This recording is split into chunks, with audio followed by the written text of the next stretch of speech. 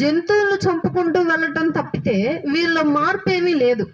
ఇక అప్పుడు తండ్రి ఆలోచించిన విధానం ఏంటి అంటే, ఇంకా చాలు, నా మూలంగా అన్యాయంగా ఈ జీవులు చచ్చిపోయినాయి.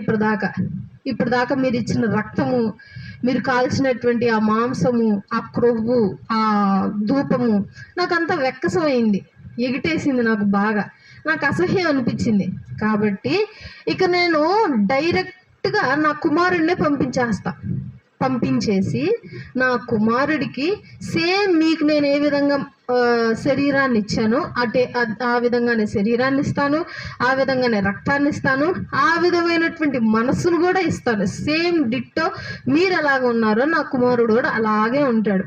ఉండి ఈ భూలోకంలో తాను ఏర్పరచుకున్నటువంటి రక్తమునే తానేం చేస్తాడు, ప్రోక్షిస్తాడు. ఆయన పరలోకంలో నుండి ఏమి తెచ్చుకోలే, ఏ మహిమని తెచ్చుకోలేదు, ఆయన ఏ ఘనత